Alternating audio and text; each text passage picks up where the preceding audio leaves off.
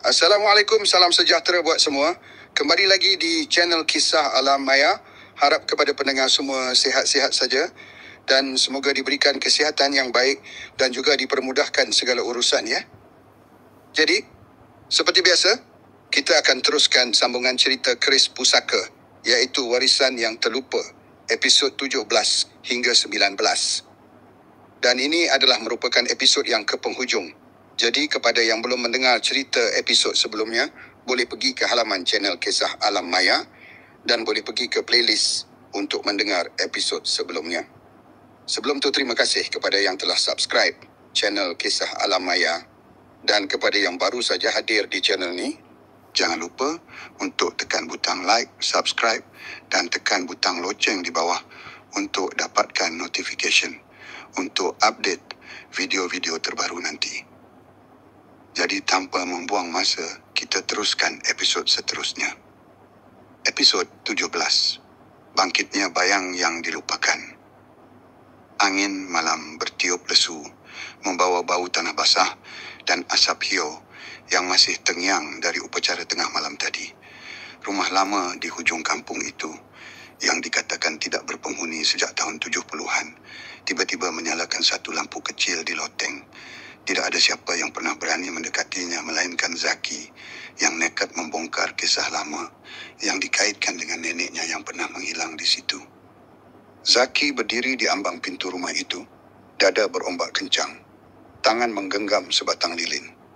Pintu kayu tua berkeriuk perlahan, terbuka sendiri seakan menyambut kedatangannya.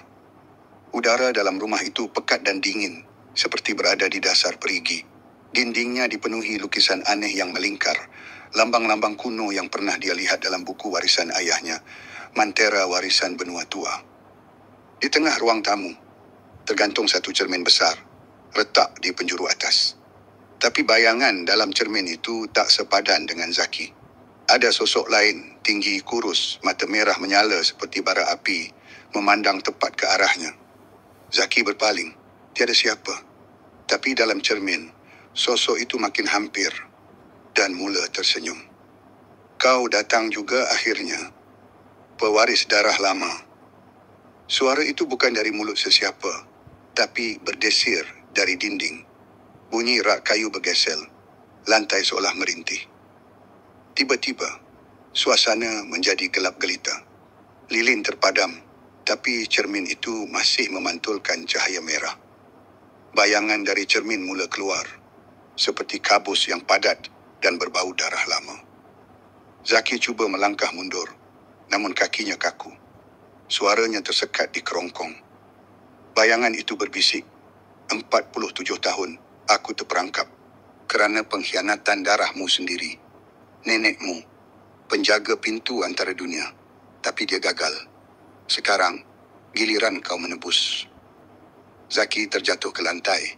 Pandangannya kabur. Tapi dia masih dapat lihat sosok neneknya dalam bayangan merah. Matanya kosong, wajahnya murung. Mulutnya bergerak-gerak tanpa suara. Namun Zaki faham. Jangan percaya. Bukan semuanya yang kau nampak itu benar. Jeritan mula kedengaran dari luar rumah. Penduduk kampung mula berkumpul, terpinga-pinga melihat rumah lama itu kini diselubungi kabus tebal dan bunyi loceng kuno yang berdentang sendiri. Dari dalam, satu jeritan panjang memecah keheningan. Jeritan Zaki. Tapi bila mereka pecah masuk, rumah itu kosong. Tiada siapa. Cermin di ruang tamu sudah hilang. Yang tinggal cuma bau hio dan satu buku lama tergeletak. Mantera Warisan Benua Tua. Terbuka pada halaman bertulis, apabila penjaga baru dipanggil, bayangan akan bangkit. Dan dunia nyata takkan pernah sama lagi. Bersambung. Episod 18. Warisan Benua Tua. Malam di Kampung Pulai sepi tak seperti biasa. Sejak kejadian rumah lama itu diselubungi kabus dan jeritan Zaki bergema lalu lenyap tanpa jejak, penduduk kampung tidak lagi berani keluar selepas maghrib. Lebih pelik, seekor pun anjing tidak menyalap dan unggas malam seolah-olah bisu. Di rumah Tok Penghulu, Seorang lelaki tua berusia hampir 100 tahun. Satu lembaran peta lama terbentang di atas meja. Mata tuanya terbeliak sewaktu melihat lambang yang dicoret di atasnya. Lambang yang sama seperti yang pernah dia lihat di tubuh Zaki dalam bentuk parut yang aneh di belakang lehernya. Darah Tun Rantai, bisik Tok Penghulu, wajahnya pucat. Tun Rantai. Seorang tokoh silam yang pernah menjadi penunggu gaib kota lama Lembah Benua. Sebuah kerajaan kecil yang hilang dari peta dan catatan sejarah sejak zaman penjajahan Portugis. Kerajaan itu terkenal dengan ilmu penjaga sempadan antara dunia, menguasai alam jin, memeterai pintu gaib dengan mantera darah. Tapi ketika Portugis menceroboh, seorang waris telah mengkhianati perjanjian dan membuka semula pintu itu, menyebabkan kota itu dilanda bencana dan akhirnya tenggelam. Bukan dalam air, tapi dalam lipatan dimensi lain. Dan menurut naskah Mantera Warisan Benua Tua, waris terakhir penjaga pintu itu masih hidup. Dan kini pintu itu kembali terbuka melalui Zaki. Zaki, dalam keadaan separa sedar, terdampar dalam satu ruang antara alam. Di hadapannya, berdiri sosok berjubah hitam, bertopeng emas retak, memegang tombak pusaka yang dihiasi manik-manik lama dan serpihan tengkorak kecil. Kau sudah buka jalan, waris Tun Rantai. Dunia ini bukan seperti yang kau fikirkan. 3 dunia bersatu, manusia, jin dan dimensi gelap. Dan kau kunci yang terakhir. Zaki cuba bersuara. Aku bukan sesiapa. Aku cuma nak tahu apa jadi pada nenek aku. Sosok itu tertawa kecil. Suaranya serak dan bergema. Nenekmu cuba menutup pintu itu semula, tapi gagal. Kini roh dia terperangkap di sempadan. Kau boleh selamatkan dia, tapi dengan syarat kau perlu sempurnakan ritual darah dan bangkitkan semula kitab penunduk 3 alam. Zaki menggigil. Tangan kirinya kini berbekas cap jari terbakar. Dan bisikan yang dulunya samar kini jelas.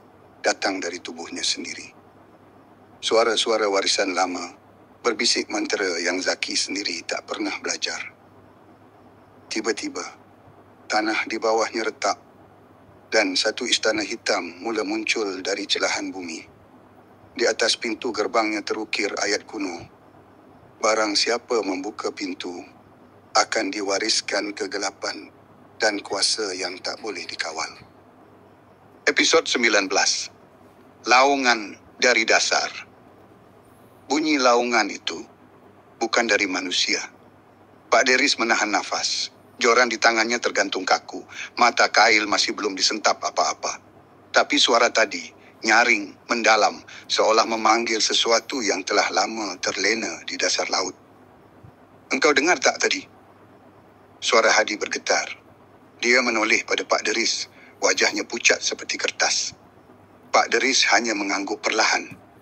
Matanya masih merenung ke tengah laut yang gelap, di mana riak air kelihatan bergelombang tidak semena-mena, seolah ada sesuatu yang sedang bergerak, besar dan tidak wajar.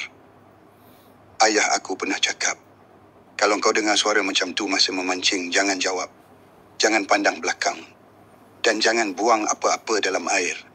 Hadi berkata dengan suara perlahan. Angin malam bertiup semakin kencang. Udara menjadi dingin, menusuk tulang. Tiba-tiba, lampu bot mereka terkelip-kelip. Kemudian, padam terus. Gelap, hanya bunyi ombak dan suara itu datang lagi. Kali ini lebih dekat, lebih jelas. Bantu kami. Pak Deris cuba menghidupkan lampu semula. Tangannya menggigil. Tapi sebelum sempat suis disentuh, sesuatu muncul di permukaan laut. Tidak sepenuhnya kelihatan. Hanya bayang-bayang besar yang bergerak perlahan di bawah permukaan. Tu bukan ikan, Hadi berbisik.